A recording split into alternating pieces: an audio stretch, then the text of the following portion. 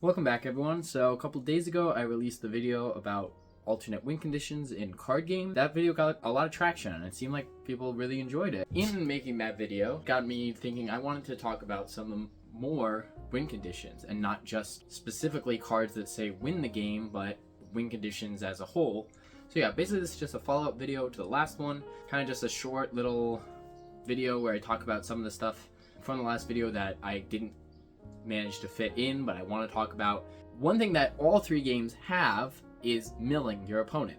In Magic and in Yu-Gi-Oh, when you deck out, if you can't draw a card at the beginning of your turn, you lose the game. In Hearthstone, it's a little bit different. You start taking incremental damage. Since the beginning of all of these games, there has been some sort of idea of how do you get your opponent to deck out. As an alternate win condition, that's really, really interesting. It is a core mechanic in Magic the Gathering, mill decks, and they have seen varying success over the years. In fact, the term milling comes from Magic the Gathering because of the card Millstone, which is obviously an old card that does, it in the most simple way possible. You get rid of 2 cards at a time. But milling in Yu-Gi-Oh is not the same, because the problem with Yu-Gi-Oh is as your opponent draws more and more cards, there's really no limit to the amount that they could play each turn. In Magic, because you're tied to your mana base, you can only play so many of the cards that your opponent makes you draw each turn, and then at the end you have to discard a bunch. Meaning that even though your opponent might be forcing you to either draw or discard cards off the top of your deck, there's only so much of that that you can take advantage of, even with effects that target your own graveyard. But in Yu-Gi-Oh, everything being a resource for free means that your opponent puts cards into your graveyard or puts cards into your hand for free, means that you now have a resource that you can use against them, and it's not very effective. It never really has been. When I was a kid, I thought this card Needleworm was the coolest card ever. I mean, look at this little guy. You play 3 of these in your deck and you get to mill your opponent for 15 cards altogether. Imagine you get to summon more of them, you get to bring them back to your hand, play them again. I mean, your opponent's basically dead. This card is so cool, but it sucks because Yu-Gi-Oh is not that type of game. And that's not to say that decking out strategies as a whole are not possible in Yu-Gi-Oh. And like in my video where I talked about Final Countdown in the Mystic Mind deck, well, realistically, most of the time that Mystic Mind deck, it was inevitability that, oh, you are going to draw through your entire deck and I'm not. And you didn't have to force your opponent to do that. The inherent value of a card like Mystic Mind was that you can just sit and do nothing and wait for your opponent to run out of resources. So it's not to say that that strategy doesn't exist in Yu-Gi-Oh! It just doesn't exist in the same way that it does in Magic the Gathering, where it's about forcing your opponent to lose more and more cards off the top of their deck. And milling strategies in Hearthstone have been interesting over the years. I mean, the most common one for a long time was the Mill Rogue strategy, because you had the card Cold Light Oracle, which made both players draw 2 cards. And you could pair that up with recurring effects that either doubled that battle cry, like Bronzebeard, or Shadow Step to make you able to cast it multiple times. You could use cards like Gang Up to shuffle more copies of the Cold Light Oracle into your own deck so that you had more cards in your deck overall than your opponent, and they would start taking that fatigue damage sooner. Hearthstone is also interesting because there's a maximum hand size in Hearthstone. There's only 10 cards that you can draw. It's not like at the end of the turn in Magic and Yu-Gi-Oh! Where you can draw as many cards as you want. You could fill your entire hand with your deck and only have to discard it at the end. Hearthstone says no. At any point, you can't have more than 10 unless you have some type of effect that, ups that limit. Meaning that for all intents and purposes, once your opponent's hand is full, making them draw more cards basically just destroys them completely. Hearthstone has no graveyard mechanic. The cards that are taken off the top of the deck, milled off the top of the deck, they are literally destroyed. It comes up in Hearthstone a lot, actually. The idea of milling yourself by accident, even. Because there's a maximum hand size of 10, you can find yourself in situations where your hand is full, where you accidentally burn a card in your deck that you're not supposed to. And there's been enough cards over the years that have been printed in the game that take advantage of that. Most recently, I think the best card for that has been Mr. Mukla. it's a card that fills your opponent's hand with bananas. They always are going to burn the first card they draw on their next turn. And that's a strategy that you can't do in the other game. Even if you send it from the top of their deck to the graveyard, they probably have ways of still interacting with the card that's been milled. Whether it's because they drew it and had to discard it, or whether it's been directly sent from their deck to the graveyard. There are ways of bringing that card back, but in Hearthstone, milling is final. There was a card a while ago that people really disliked. This card was called Ticketus. And Ticketus, if you fulfilled its condition, which was playing a card that cost more than it did, you got to mill the top 5 cards of your opponent's deck. And there were ways of copying it as well so that you could play multiple Ticketuses in a game. People don't like just losing cards in their deck. There's no way of getting them again. Whether it's their win condition or whether it's just good cards that they want to play, they don't like it. And so in Hearthstone, there have been some amount of win conditions that have come up from cards like Ticketus. Ticketus was a deck that saw play as a genuine win condition. Other decks throughout the years have played cards like Nosferatu, which milled just the top card of your opponent's deck, but sometimes that was enough. Most recently of all, we've seen a card that I think is extremely powerful, Boom Boss Ogren, this guy.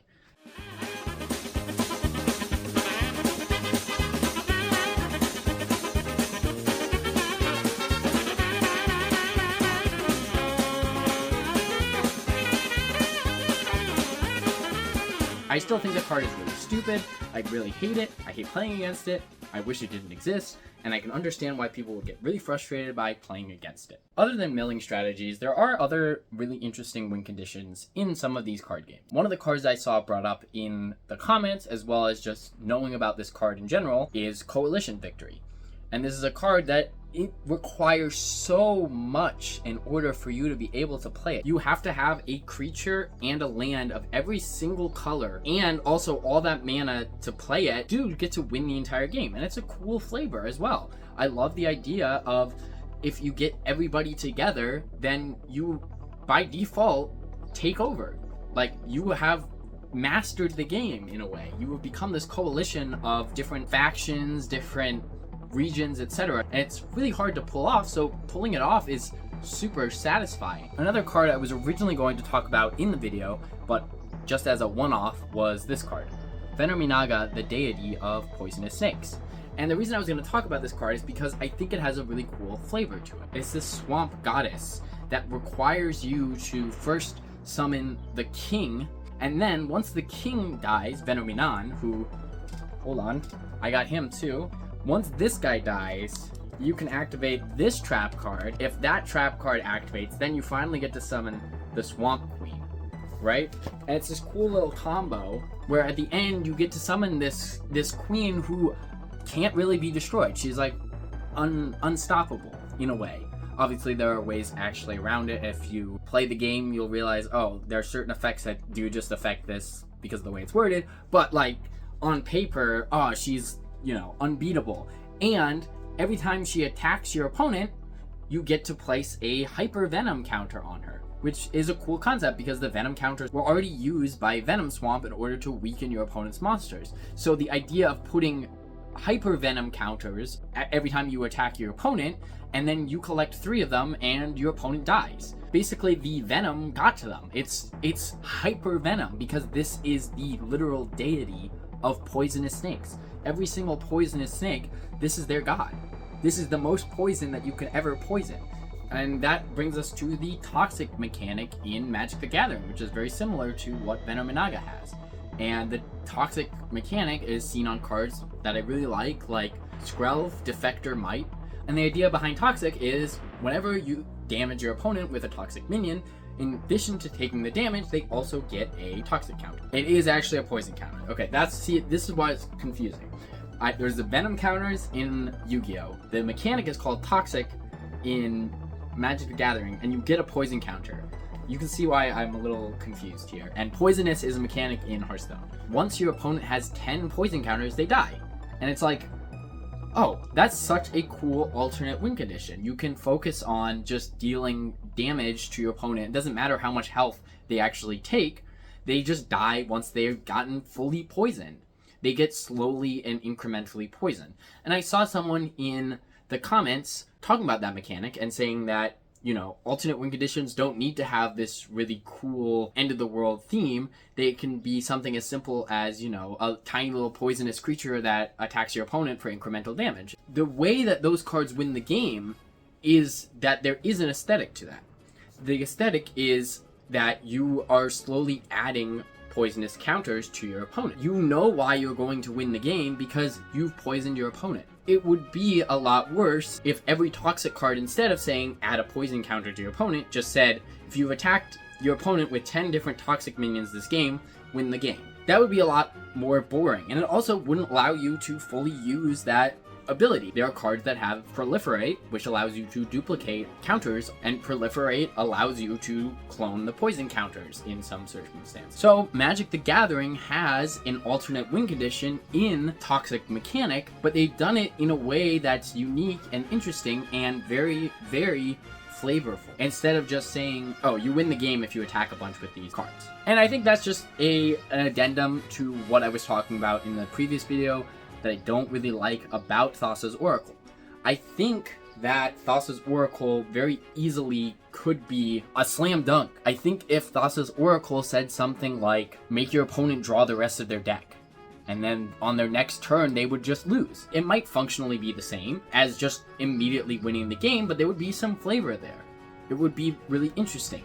It would be like this idea of, now that you've gained all this knowledge, you've gone through your whole library, the Thassa's Oracle has like divined all the information, it gives it all back to your opponent and it overloads their mind or something and they immediately die. And I think that's what the flavor of the card is maybe trying to say. I feel like if you're going to just outright say win the game, you have to have some other flavor outside of the card. Otherwise, you should add flavor in the way that it makes you win the game. All of this is to say that I barely even scraped the tip of the iceberg in my last video, talking about alternate win conditions. This is definitely something that I could spend multiple full-length videos talking about different win conditions. It's impossible for me to fit it all into one video.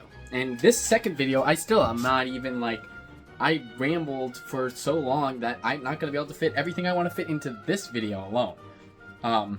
So that was basically why I made this video, was just to try and talk about a couple more cards that I think were really cool, a couple more concepts in these games that I think work really well. I'm just going to briefly talk about some follow-up stuff from the last video, specifically. When I talked about the Questline Priest, when I talked about the Purifying Shard in Hearthstone, and I said I think it was a big failure because there's not really a lot of lore about it. I was wrong. There is a lot of lore about it in the game itself. There was a single-player campaign that I forgot existed and I didn't play it, and so that's my bad, but I still think that the card sucks. I think the way that it plays out is extremely linear. I played that deck a bunch. I completely disagree with anyone who said that it's not about just curving out, because it 100% was quest on turn 1, play a 2-drop, play a 3-drop, play a 4-drop, play a 5-drop, play a 6-drop, play a 7-drop, play an 8-drop, and then, you know, by then you probably already won if you were playing against an aggro or mid-range deck. If you're playing against a control deck, their only hope was that they specifically had a card that could steal the 5-mana quest reward from you, and in that case, the deck sucks, because you just lost your only win condition, and there's no way that you can play an 8-mana card and the 5-mana card in the same turn. So it just is stupid. I hate it. I cannot stress enough how bad of a design the Questline Priest is as a win condition. Also, I have played Yu-Gi-Oh! Since I was 4, you know, kept up with, and this is the first time I have ever heard of the idea that there was apparently an extended Yu-Gi-Oh! Universe. Literally, I had never heard of any of that. For 20 years of me following this game, I heard in multiple comments like, oh, you say Yu-Gi-Oh! Doesn't have lore, somebody doesn't know about all of this.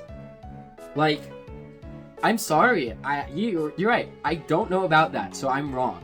But if I have been following something for 20 years, and I still don't know about any of that kind of stuff, then I don't know if that's my fault at that point. It might be. And if it is, I admit I'm wrong, but I think the fact that that lore is not as apparent in Yu-Gi-Oh! As it is in Magic the Gathering, or even in Hearthstone, where it's like clearly based on World of Warcraft. There were 12 short stories just about Amonkhet, about what happens, about etc. There are literal short stories that I read through. There is so much lore that happens over the course of an expansion cycle in Magic the Gathering, and like the cards feed into it so beautifully. Like that was my main point, was to talk about what like Amonkhet and the Approach of the Second Sun is like something that just does not happen in those other two card games. There is not an equivalent.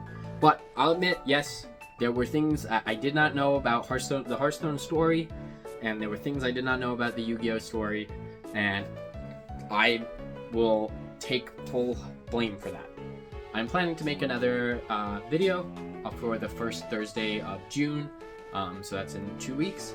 This video is kind of just a very small follow-up video in between. I probably will not be making more videos like this unless I have a video that I specifically think I need to make a follow-up video to. So, yep. Thank you guys so much. I need to stop yapping. Like, it's been 48 minutes now. I need to drink some water. And then I need to get editing because it's Monday, and I want this video to go up